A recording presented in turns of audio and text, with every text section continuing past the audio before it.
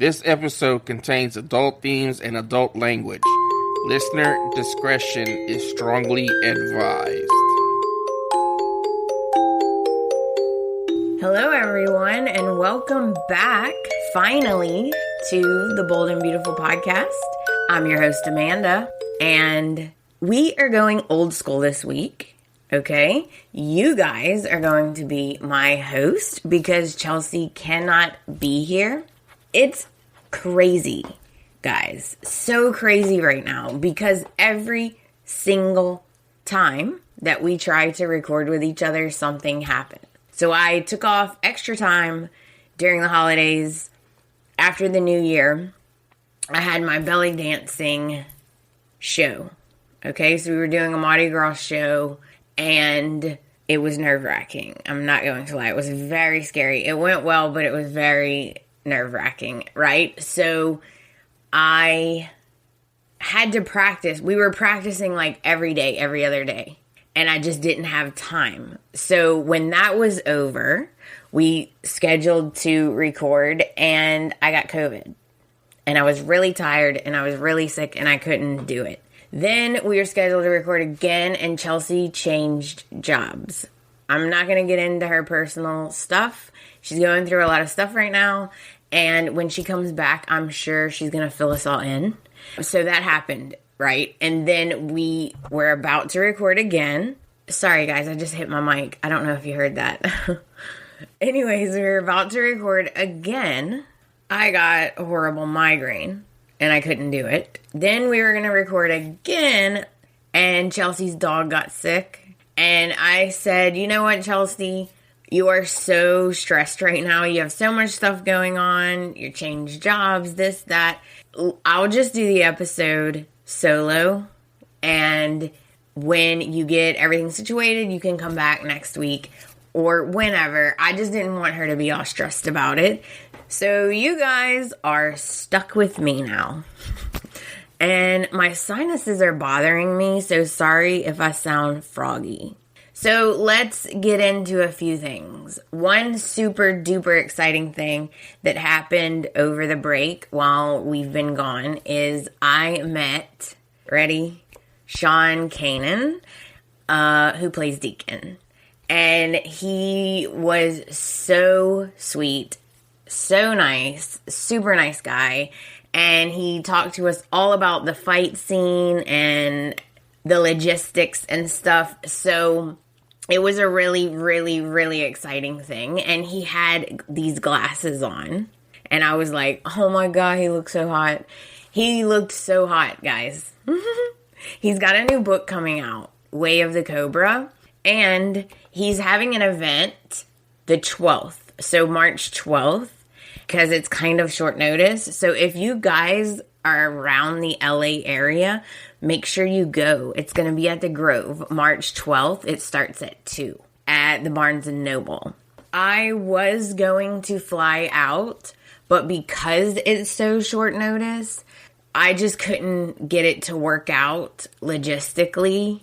And also, it would cost me a very large amount of money to fly from Mississippi to California on such short notice. If I had more advance time, I could plan it out and it wouldn't cost as much. Because I also missed a lot of work because of COVID, so I just don't have a lot of time I could take off right now. But I'm really sad because I really wanted to go. Speaking of the interview, here's a tidbit that we found out. Sean, who plays Deacon, actually did his own stunts during this fight. He insisted on not having a stuntman. Now, they had a stuntman for him and for Thorsten, who plays Ridge. They had a stuntman for both, but Sean insisted that he do his own stunts, which I think is just amazing because, you don't really want to risk getting hurt, but I think that's just awesome. And the fight was very technical, guys. And for instance, there's a fake wall, right? When he got thrown through the wall. Well, they only had 2 of those. because they're expensive. So if they had 2 takes to throw him through the wall, just like when Ridge threw him on the mattress, there was only 1 mattress. So if they messed that up, that's a problem. And then it was just very, very technical. It was way more technical than I even could imagine. But guys, if you want to hear the whole interview and find out all the info, go over to JLJ Media on YouTube, click on playlist, go to, I think it's the B&B Mini Spotlight. Go to the B&B Mini Spotlight playlist, and then you'll be there. I know it's a little bit hard to find, but it was a really good interview. Now, moving on, there's lots of rumors going around, lots of news and info going around. We all know that Jacqueline is pregnant again. She's starting to show, which it's adorable. And congratulations to her. I hope it's a girl this time. And also, there's rumors going around that Thorsten Kaye, who plays Ridge, is taking a few months off. I think it said 2 or 3 months off. So he's going to be leaving for a little while. And I'm dying to know how they're going to write him off. It's not permanent or anything, so don't panic. Also, there's rumors going around that Bill and Wyatt are going to be back on the scene.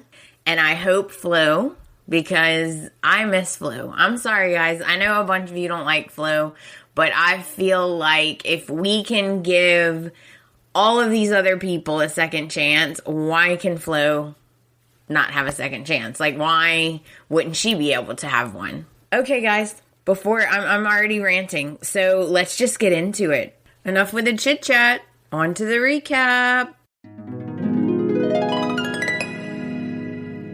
Okay, guys, let's get started. I'm really excited. I really missed you guys. I haven't talked to you since November, so let's start with December. I'm going to go over the main points and probably bitch a little bit. And I also have some very special messages from you guys. So we'll also play those and discuss. So let's start December. We saw Bill for like 2 seconds, and he told Liam to stay the hell away from Deacon. Deacon is like in La La Land because he has this fantasy that he can get Brooke away from Ridge, and no one else has ever been able to do that. Not even Bill. Sheila is starting to get jealous of the progress that Deacon is making with Hope and Brooke. Speaking of Hope and Brooke, Ridge gives an ultimatum to Hope. They get in a fight. It's a big thing. Brooke and Ridge get into a huge fight. And it kind of dies down a little. Right? Then the next week, Brooke and Ridge get in another huge fight. And Ridge runs straight to Taylor for advice, who, by the way, has decided to stay in town. And I'm excited about that. I don't like, you know what, we'll get into it. But I'm excited that she is here to stay, at least for a little while. Taylor admits to Steffi that she still has feelings for Ridge, which I think was a huge mistake. I think Steffi and Thomas are already too obsessed with their parents getting back together, so probably not the best idea. Deacon and Hope continue to bond, and ultimately Deacon wants a relationship with Brooke and Hope, and that is a big problem for Ridge. And I don't blame him. So let's go back a little bit in history. When Ron Moss, who originally played Ridge, left the show, it was partly because of Deacon. So we've come full circle now. Brooke and Ridge had gotten married in Italy, and they were on their honeymoon, and Deacon kept texting her, and she told him, leave me alone, I don't want to talk to you. And then she just didn't answer the text. Well, we all know how Ridge is. Okay, Ridge overreacts at everything. He saw the messages and flipped out and took off. So we've really come full circle now because Deacon is causing trouble for Brooke again. Okay? Brooke tells Hope that she's concerned that Taylor may try to cause problems. And sure enough, Taylor makes this big declaration to Ridge that she's still in love with him, which is ridiculous. Then we finally get a Brooke and Taylor face-to-face, and I thought Krista Allen did amazing. Amazing, because it is not easy to act up against KKL. We all know KKL is the queen. She is amazing, and that would be nerve-wracking, I would imagine. But I thought Krista did great. And she stood her ground. But I'm going to tell you, Brooke wants to be friends because Brooke already knows you keep your enemies close, right? So, okay, we'll be frenemies. Then Taylor does something that shocks Steffi by inviting Sheila to Christmas Eve. And I was shocked by that. I couldn't believe Steffi actually did it. And again, this is not Brooke and Taylor's first rodeo, right? So Taylor also knows, keep your enemies close. Hope and Deacon spend Christmas together. Everything's going great, okay? And then Brooke has a run-in with Sheila. And to Brooke's detriment, she tells Sheila there's no way she's going to allow her to be in Steffi's life or to ruin their family, etc. So Brooke was taking up for Steffi, by the way. In retaliation, Sheila decides to do something very evil. She switches Brooke's non-alcoholic champagne for regular champagne. So she literally takes the bottles to her hotel room. She changes the labels with water. It was a whole thing. And I was like, oh no, everything was going so good until it wasn't. Let's talk about poor Zende. Zende is getting ready to propose, and little does he know what's going on behind his back. So all of these things happen. Also, one little tidbit. Brooke and Quinn call a truce. A ceasefire, should we say, for Christmas. And of course, they have the little Christmas episodes and this and that I'm not going to get into. That brings us to January. Okay, this is where the problems begin. Deacon and Brooke spend New Year's Eve with Hope and Liam. Everything's going fine. Everything's great. They have fun. Hope and Liam leave. Deacon leaves. Everything's great. Brooke has, unbeknownst to her, she has been drinking. She has started drinking the non-alcoholic champagne. And she, of course, is getting a buzz. She hasn't drank in years. Deacon conveniently forgets his phone, comes back in, and things just go downhill from there. Okay? They end up spending New Year's together because Ridge calls and he cannot make it back home. His plane is grounded, and this just goes bad, guys. So Deacon stays there. He drinks with her. He starts professing his love, and he kisses her. And guess what? Douglas saw the whole thing from the window because he just happened to be going over there in the middle of the night to get his stuffed animal. Wow, Brooke has horrible luck.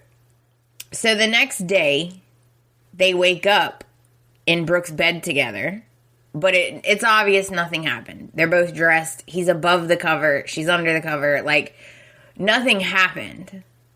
But the reason I am so upset is because if Deacon really changed, he would have called Hope. He would have picked up the phone. He would have called Hope, and he would have said, hey, don't know what's going on with your mom, but you need to get here now.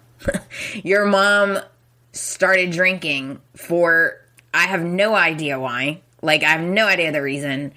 And I'm very tempted. So could you get up here? We need your help. He could have also, if he didn't want to embarrass her, he could have put her to bed and left.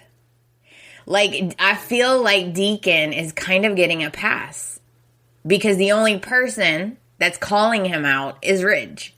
I don't know why Hope let this go. I really don't, because it's unlike Hope to do that. I'm disappointed in the whole thing because I really was hoping that Deacon changed, but I can tell you, Deacon has changed to a certain extent. Because in the old days, he would have tried to have sex with her to seal the deal. And then he would have immediately went and told Ridge. And if she refused, he would have still probably told Ridge they slept together. And no one would have, believed otherwise. But he didn't do that. He didn't run off and he didn't do any of that. But he also didn't do the right thing either. So I'm conflicted because he has changed, but he hasn't changed. He used the situation to his advantage, which is what Deacon always does. I'm disappointed in Brooke. I'm very disappointed in Brooke. But at the same time, I'm not. Because if she was sober, this never would have happened. If she wasn't drinking, this never would have happened. This is all Sheila's fault. Ridge arrives home, from his trip. He finally makes it home. And Brooke does tell him half of the truth. But she leaves out the whole thing about Deacon. She leaves out anything related to Deacon. And Ridge is so understanding. And he even goes to the AA meetings with her. Very supportive. And I was like, oh my gosh, she needs to tell him the truth. I was really hoping she would tell him the truth. Even though Ridge is going to leave her because, come on, everybody knows how Ridge is. He can't listen to reason. So let's talk about something else for a second. Carter decides to give Paris the heads up that Zende is going to propose. Okay? I was so mad about this because if you were going to give anyone a heads up, Carter, you should have gave Zende a heads up. You're supposed to be friends.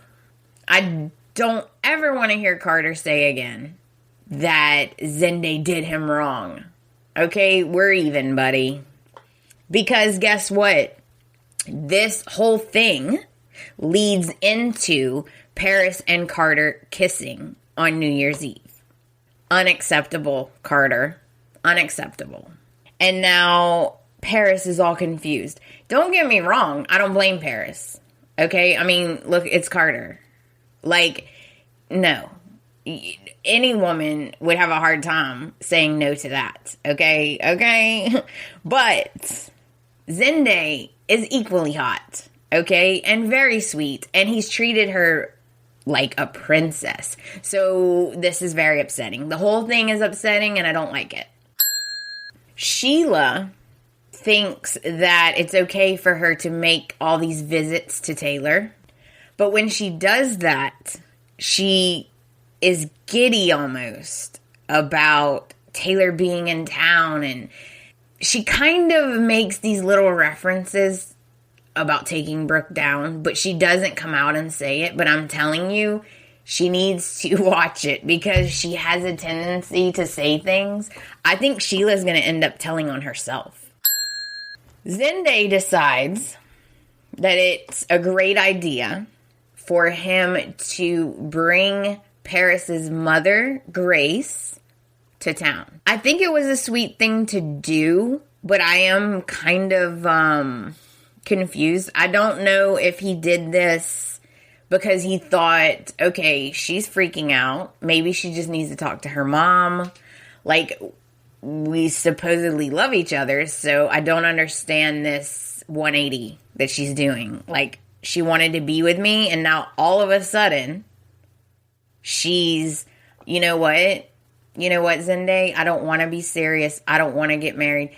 I don't want a relationship. But then she does want that with Carter, so it's like, okay, girl, you're confused. Zende tells Carter how devastated he is about Paris's behavior on New Year's Eve. It was a punch to the gut because he thought they would be engaged. And for Carter to sit there and listen to that and not feel bad, I'm sure he does feel bad, okay? Because Carter overall is a good guy, but still, come on, Carter. Let me just say, on a different subject, Steffi and Thomas are acting like 5-year-olds who want their parents back together, and it's ridiculous. Even Liam said, what are we, 5 years old? Yes, thank you, Liam. They, this whole month of January, acted ridiculous, like little brats, and I was stunned, but not. Like, I was surprised, but not surprised, because this is the real Steffi. Her little act she's been doing about wanting to be Hope's best friend and be a big happy family together, never bought it. Never gonna buy it, never bought it, and I was right, because look at her behavior now. So Hope decides to pay Steffi and Taylor a visit, and she's basically just letting them know that Ridge and Brooke are going through some stuff, and she would really appreciate it if they didn't take advantage of the situation and try to steal Ridge. Basically, she's putting them on notice, but she did it in a very Hope way, so it wasn't like she went over there and declared war. But as soon as she walked out, Steffi told Taylor, oh, this is war, right? So Steffi declared war on the Logans. And I was like, whoa, wow, okay. Meanwhile, at Brooke's house, Deacon decides that it's a great idea to go to her house, declare his love for her. I'm sorry, what? Then he has the nerve to grab her arm. Then he grabbed her face and he kissed her. Unwelcomed and unwanted. And I'm sorry, that was unacceptable. It was inappropriate and unacceptable. And I felt so bad for Brooke because you could tell she was very uncomfortable. So that is the first 2 weeks. We're headed into week 3. Steffi and Thomas continue to act like little children, questioning their dad. Honestly, they're driving him insane. And if you want to know the truth, it's because they want to know what's going on. They know that something's going on with Brooke because she's not coming to work. And because of the way that Ridge is acting, they know something is going on. They just don't know what it is. And it is literally driving them insane that Ridge won't tell them. He finally is like, look, quit trashing Brooke. She's going through some stuff and I don't appreciate this. So at least finally he says something. I do get it though, because I am nosy and I knew all of my parents' business pretty much most of the time. I think Steffi has forgotten that her daughter and Hope's daughter are sisters. I think she has forgotten this. Now, Brooke tells Deacon she doesn't want anything to do with him. He can't be there anymore. He's not welcome. Of course, he says, well, that's going to look suspicious. And she doesn't care. Look what happened. Like, she doesn't want him around. This is funny. Douglas starts telling Hope and Liam that he saw Grandma Brooke kissing Santa Claus on New Year's Eve. And he stresses on New Year's Eve. And at first, they just ignore it like it's nothing. But this keeps coming around and it keeps coming back. Meanwhile, at Forrester, Zende gets asked out on a date by a beautiful model named Sequoia. I can tell he was going to say no. Then he remembers all the stuff Paris said. He changes his mind and says yes. And then, you guys, this was so ridiculous. Paris is listening through, guess what? A crack in the door. And she overhears this whole conversation. It was weird and it was awkward. And she felt some kind of way about it. It was obvious she felt some kind of way about it. And it was making me so mad because you just kissed Carter. You can't feel some kind of way about it. And he's hot. Zende is hot. Of course, it's not going to be long before someone else wants him. Like, come on, people. I don't know what Paris is thinking. Then we have another Brooke and Taylor run-in. Okay, and I don't care what anyone says. Taylor, Steffi, and Thomas are losing their mind because Ridge won't tell them what's going on. Taylor went over there to try to figure out what was going on. She was trying to get the tea. I am not stupid, guys. It made me crazy that Taylor went over there acting like she cares so much about Brooke that she just had to check on her and see if she needed to talk. Whatever. That girl is trying to get the tea. I don't blame her, but that is what she's doing. Now, funny scenes that have been happening over the past couple months is that Sheila continues to have these monologues where she has to basically rant and rave in her hotel room by herself about Brooke and about how proud she is of what she did to Brooke. And they have been hilarious and also scary.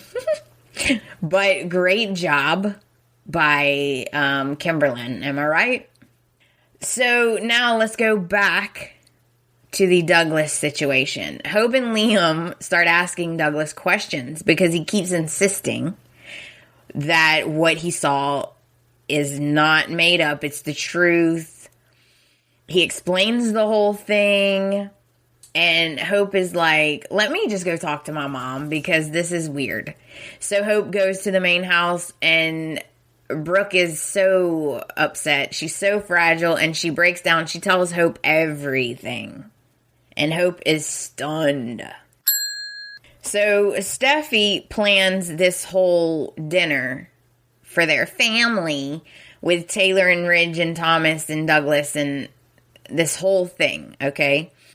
And it doesn't work out for Taylor. Something comes up and she can't attend. But Douglas does. And he tells Steffi and Thomas and Ridge that he saw Grandma Brooke kissing Santa. And they think it's adorable, right? And everyone just laughs it off, okay? They all think it's so adorable. Haha, so funny. He's so cute. And even Ridge says, that's a lucky Santa. Then Paris decides to pay Carter a visit at his loft and things get heated. They start making out, but Carter stops it because he's like having serious doubts about it. And what really makes me aggravated is that Paris keeps saying over and over how Zende will understand. Zende won't care. He knows they're not serious. They just had to talk. He's dating other people. And Carter's like, you don't get it. That man loves you. Like, he was gonna propose to you. Like, he wants to marry you. You don't get it. He's not gonna be okay with this. He's not gonna be like, yay, cool. Like, this, he's not going to see this in the way that you keep saying. Like, there's no way. And I agree. She lives in like a fairy tale land because there's no way Zende is going to be okay with this. So an important part that I left out is that when Brooke finds out that Douglas went to this dinner, she totally freaks out. This, I think, is where they made a mistake because Brooke freaks out and makes Hope call Thomas and bring Douglas back. She uses an excuse of like, it's a family thing. It was like a scheduling thing. Sorry, I promise I'll make it up to you, whatever. So Thomas does it. But that whole thing looked very suspicious because they had already laughed it off and said, oh, whatever, you know, it's just a kid. He's being a kid. That's so cute. So it made them look guilty, right? Later on. And I'm going to be honest. You guys know that I love Brooke. I love Brooke. She's original OG. You guys know that. But I cannot even give her a pass on this one because she tells Douglas not to say anything. She tells him to keep his mouth shut. Nah, she don't say it mean, okay? She's nice about it. She doesn't pull a Thomas, but she does manipulate him and tells him the past is the past. Please don't bring it up again. It's not important. We don't need to talk about it. And I was like, oh, this is not good. This is not good, Brooke. And this poor kid, like, he doesn't have enough, right? I think he understands she doesn't want him to say anything. He gets it. As this is going on, okay, everything calms down. A day or two goes by. Liam is talking to Hope, and he tells Hope what we're thinking. Look, this is awfully convenient. You need to think about what is Deacon's stance here. Like, what is his goal? Is he going to tell your mom's secret? Is he going to keep it? Like, you need to open your eyes to the fact that Deacon is Deacon. So Hope decides she's going to go to Deacon's work and talk to him on her mom's behalf and see where his head's at. While this is happening, back at Steffi's, Thomas takes Douglas for a visit. Like, this poor kid hasn't been through enough, right? He's over there, and he mentions to Thomas again that he saw Grandma Brooke kissing Santa. So now Thomas is like, look, this kid doesn't lie, so let me see if I can get to the bottom of this. Steffi is off in the other room checking on Kelly, and he starts questioning Douglas. I'm like, this poor kid, man. So ultimately, Douglas says, okay, I know who it was, right? Grandma Brooke was kissing Mom's dad.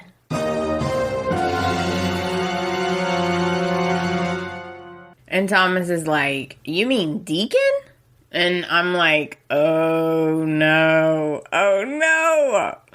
Brooke is busted. I'm only going to say this part once because it happened multiple times, but I'm not going to keep repeating it. So for pretty much 2 solid months, KKL, who plays Brooke, had to cry and be sad and devastated and guilty. And she did so amazing. But it was every single day she had to do this. And I'm not going to just keep repeating it, but just know that her and Ridge are struggling because Ridge doesn't understand where all of this is coming from. Like, he gets you feel bad and you feel guilty about drinking, but why? You're a human. You make mistakes. It's okay. He just doesn't understand the gravity of the situation. And it's not his fault. He doesn't know. Now, back over with Hope. She confronts Deacon, she goes to see him at work, and she just straight up says, I want to know what your intentions are. My mom's devastated, she's not doing well. I want to know what your intentions are. And he says, I swear to you, I will not say anything to anyone. But unbeknownst to Hope and Deacon, Sheila is sitting at a table hiding behind a menu. It blows my mind that they didn't notice her there, but we'll let that go. She's sitting behind a menu and she's hiding, and she is literally eavesdropping, and she hears everything. So she now knows not only did her plan work, but as soon as Ridge finds out, Brooke is toast. And she is so happy, guys. She is like on cloud 9. She couldn't be happier. So the other thing that happened is Grace is a cheerleader for Zende. Okay, so Grace comes to town and she loves Zende. She's so happy. And then she finds out that maybe things aren't so great between Zende and Paris. And so that has her suspicious. And then, guess what? Through a crack in the door, Grace sees Paris and Carter kissing. And she is not happy about it. I can tell you that, guys. Not happy one bit. I think she feels like we do. What in the hell? Okay? No, Carter. Number one, they're sisters. All right? You already been with Zoe. Like, let's calm it down. You're not a Forrester. Right? And that is pretty much everything that happened in January.